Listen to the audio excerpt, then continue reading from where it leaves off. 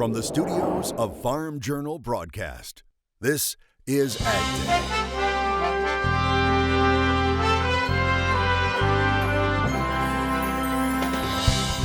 Coming up on AgDay. I feel like they've got a really bad negative media vibe. Changing how we look at insects. We take you to a cricket spitting championship. Is a farm bill any closer to reality? They're hunkering down. And another day brings a different tone on trade negotiations with China. AgDay, brought to you by the Chevy Silverado, the most dependable, longest-lasting full-size pickups on the road. Good morning, I'm Clinton Griffiths. Soybeans saw a double-digit increase for a time on Tuesday. That's after comments made by National Economic Council Director Larry Kudlow. Kudlow telling reporters the president is optimistic on trade talks with China. He told Fox Business Network detailed talks are ongoing with China at all levels. But other financial sectors not responding as well as the stock market dropped on Tuesday. There was hope for a lot of this year that the U.S. and China were going to work out their problems without too much difficulty. And now, with the possibility of a lot of tariffs rising at the beginning of next year, people are concerned that this is actually going to drag on a lot longer, that it might have a pronounced effect on the global economy, which could really affect a lot of companies and could affect the market in general in a more serious way. And we now have a date for that much anticipated dinner between President Trump and China's Xi Jinping. We've learned the two are scheduled to sit down on December 1st to talk trade and a host of other issues. President Xi telling attendees at the Asia-Pacific Economic Cooperation Summit in Papua New Guinea last week, China's committed to giving more market access to foreign companies, adding that, quote, history has shown that confrontation, whether in the form of a Cold War, a hot war, or a trade war, will produce no winners. U.S. officials have said any type of trade deal should include purchases of U.S. soybeans. Right now, there is plenty of finger-pointing surrounding the trade battle with China, including who bears the cost of these tariffs. According to new research from a network of researchers in the European Union, people and companies in the U.S. are only paying 4.5% more following the recently imposed 25% tariff on $250 billion in Chinese goods. The other 20.5% falls on Chinese producers. Next week's G20 summit in Argentina is likely to be a major moment in the Trump administration's trade policy. Mexico and Canada anticipate signing the USMCA trilateral accord, lifting tariffs on steel and aluminum. Mexico's ambassador to the U.S. saying this week it's their expectations that by the time they sign that new NAFTA, there will be a solution or a clear path to lifting U.S. metal tariffs. Now, lifting the tariffs would clear the way for Canada and Mexico to end retaliatory tariffs on about $15 billion worth of U.S. exports. That includes U.S. pork. Farm bill negotiators going quiet as the deadline to finish the legislation, now just a handful of days away, nears. But some Washington watchers say no news may be good news. Farm Journal Washington correspondent Jim Wiesmeyer saying it's likely the holdup is simply due to the process just taking time. Wiesmeyer says even after an agreement is made, it has to get an updated score from the Congressional Budget Office and be written in legislative language. He expects a farm bill to be announced by the end of this week, with a floor vote coming next week or the first week in December. They really wanted to have the language agreed to by Monday. They're not talking at all at any level, the House, the Senate, etc. And in my experience covering farm bills since the 70s, that's actually good news, because that means that they're hunkering down. Wiesmeyer saying it sounds as if both chambers have worked through its differences in new work requirements for the SNAP program. Conferees reporting this week the final bill is a mixture of both Senate and House language. The EPA is expected to propose new targets for the remaining 3 years of the renewable fuel program. This, according to Reuters. The current standard expires in 2022. It was established back in 2007 to boost rural economies and reduce fossil fuel needs. Under the plan, refiners are required to blend increasing amounts of biofuels like ethanol into gas or purchase blending credits. Oil companies not happy, saying the policy is costing them a fortune. Reuters says an EPA official confirmed it's aiming to finalize a new plan by this time next year. Fire officials say they're continuing to gain ground against a Northern California wildfire. that has killed at least 79 people. The fire now 70% contained. But just look at the devastation left behind. These satellite photos show the before and after of the rural town of Paradise, the so-called Camp Fire, wiping out that town. Around 700 people still unaccounted for. Authorities believe they are safe, but are unaware they've been reported missing. Farmers will tell you some cows are pretty unique, as meteorologist David Harker shows us in today's Crop Comments. David. Cows require a lot of energy to make that delicious milk we drink, so they eat a mixture of different foods. But this is a pretty interesting meal choice. Check out what was shared on Twitter by Jenny Sauer of Illinois, who's known as the Witty Farmer. Yep, that cow is enjoying some grapes. And got to say, I love Jenny's expression on that one too. Let's go ahead and take a look at the drought monitor. What we find, most of the drought is in the Four Corners region. A little relief from the wildfires out in California, but that also means mudslides out that way too. Most of the United States looks to be dry, at least for now. We're going to talk more about your forecast coming up in just a little bit. But first, here are some hometown temps. Your next piece of equipment is on MachineryPete.com. Search equipment from dealerships across the country to find what you're looking for. Only on MachineryPete.com. An unusual issue on the ballot in Switzerland. The country will soon decide whether the government should subsidize farmers who let their cows' and goats' horns grow naturally. The referendum was initiated by a farmer. He tells Reuters listening to his cows has inspired his 9-year campaign. The idea to get cash to fund the extra grazing space they claim horned animals need. He also says when you remove a cow's horns, they get sad. 3/4 of Swiss cows are dehorned or genetically hornless. The latest poll says the vote right now is too close to call. All right, lots of soybeans are headed for storage in hopes of selling when prices move higher. We'll talk about the possibility of capturing market carry next at the Agribusiness Desk. And step up, take your mark, and spit. The exciting sport of cricket spitting today in the country. All in a Row, a new resource for crop and farm management information, is brought to you by Farm Journal and Valent USA.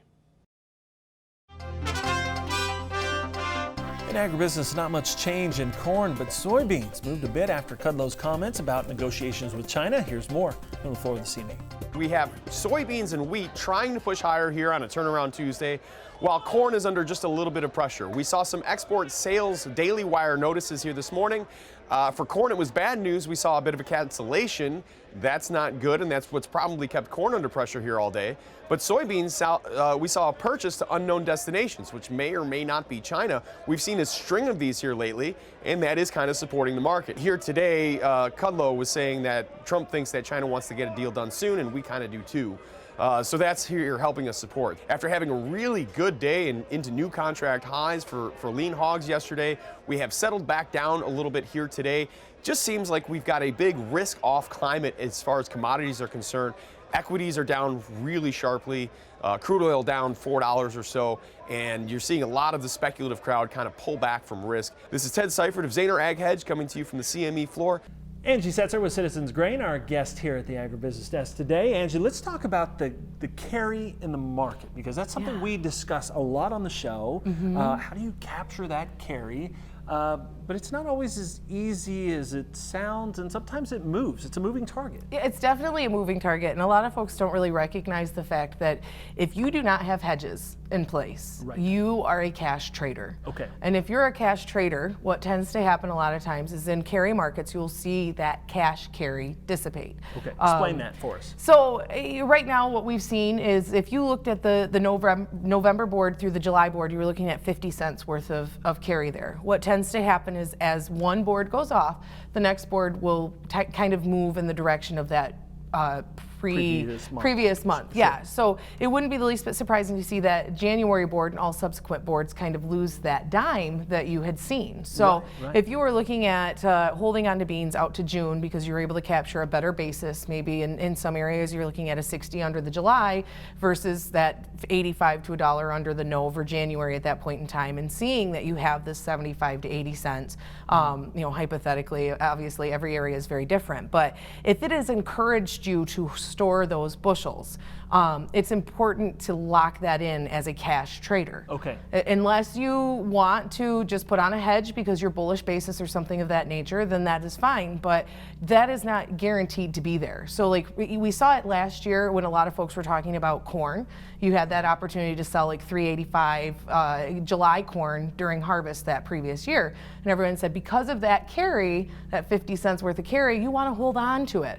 Well, guess what? Once you got to June, once the futures market corrected itself and once we were watching what was actually taking place, we had seen that cash carry dissipate and we were again hoping to get that 385. So it's just important to keep in mind that if you are making decisions to store based on that carry that's in there from a cash price standpoint, that you're also acting on them because it's not guaranteed to be there when it comes time to move. On top of that, there's a surplus of supplies available, commercial and not, that need to move into the market pipeline as we move through the next 6, 8, 10 months. So just get it locked in.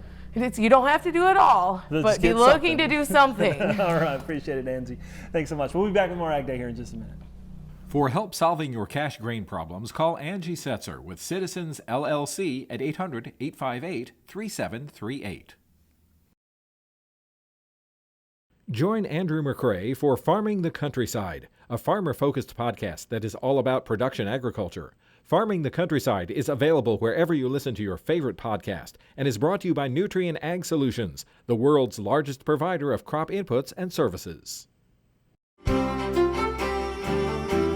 Welcome back to Ag Day. Here, meteorologist David Harker. And David, you spent some time fighting wildfires and training as a firefighter. And if you look out west, goodness sakes, it's still dry out there. Yeah, and unfortunately, the moisture that's coming through is going to only lead to more mudslides because all that ash that builds up, well, it just creates a nasty situation, a nasty mix. Yeah, working the fire lines, I know for a fact, is a messy situation. I got to hand it to those guys out there out west in California.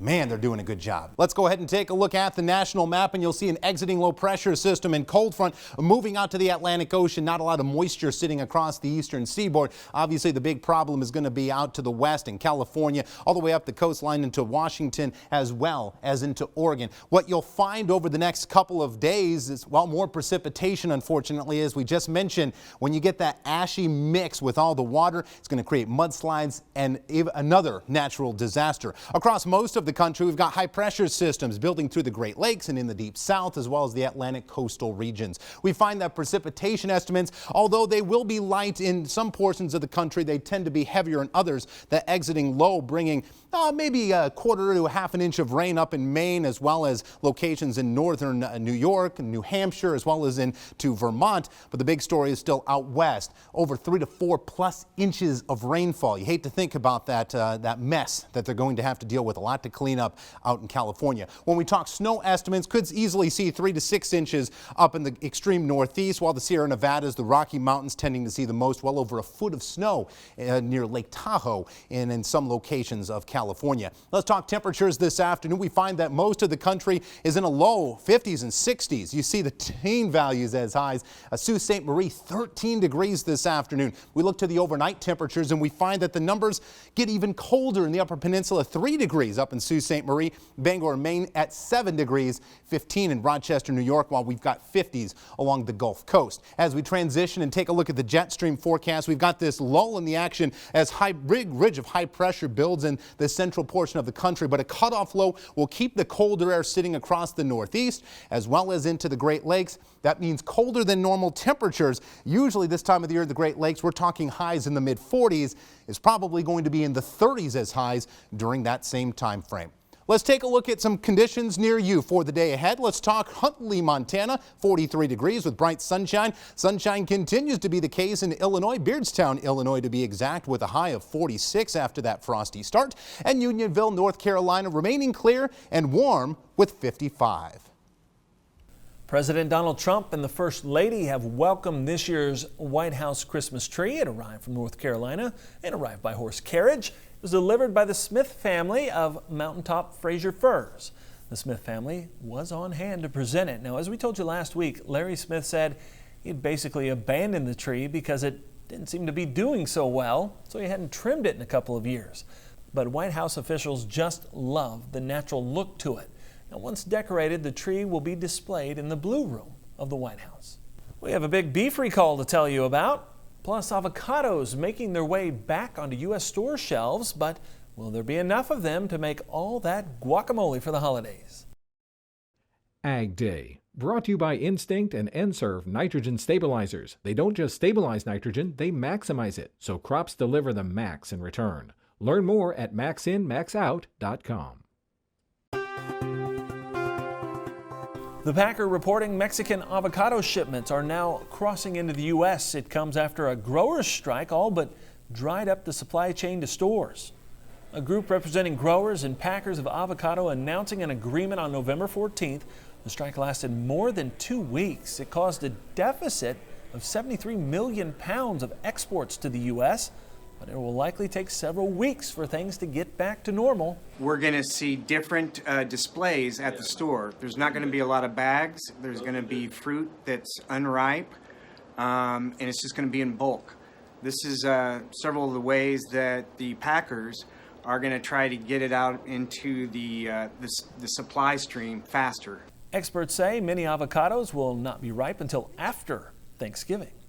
A ruling from the FDA in regards to edible oils containing high levels of oleic acid. The agency says manufacturers can now tell consumers there is supportive but not conclusive scientific evidence that suggests daily intakes of oils containing high levels of oleic acid may reduce the risk of heart disease. The petitioner on this was Corbion Biotech. The company identified 5 edible oils that contain at least 70% oleic acid per serving. Those include high oleic sunflower oil, safflower oil, canola oil, olive oil, and algal oil.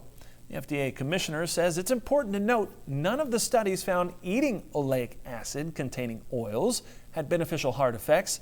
That is, unless people replaced other types of fats and oils higher in saturated fats in their diets.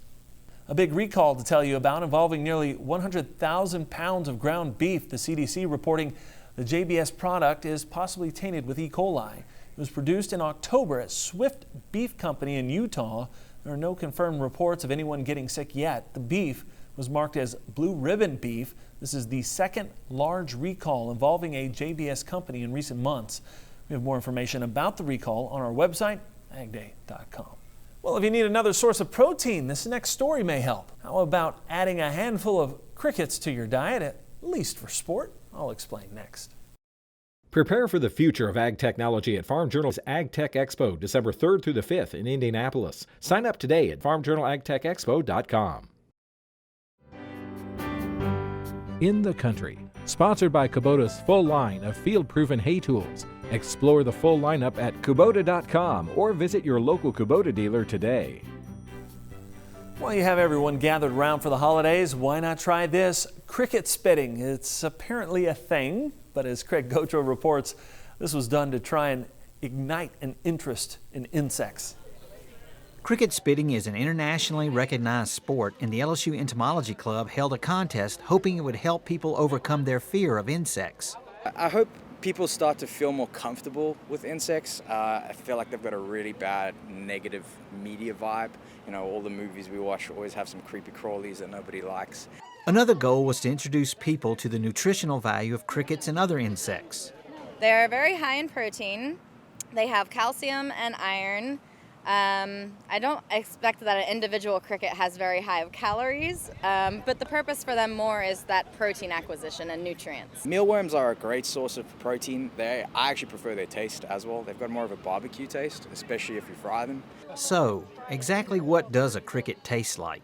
I don't find that they have much of a flavor. I have heard other people say that they think they taste a little bit like ranch. Some say they taste a bit nutty, and others are not so favorable and think that they leave a bit of a metallic taste behind. Fluker Farm supplied the crickets, which were frozen for the contest. The farm ships out nearly 20 million crickets every week for uses such as pet food and fish bait.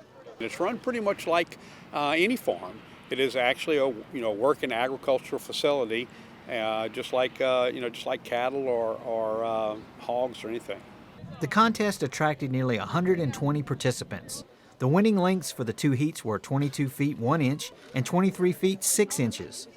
For the LSU Ag Center, this is Craig Gautreaux reporting.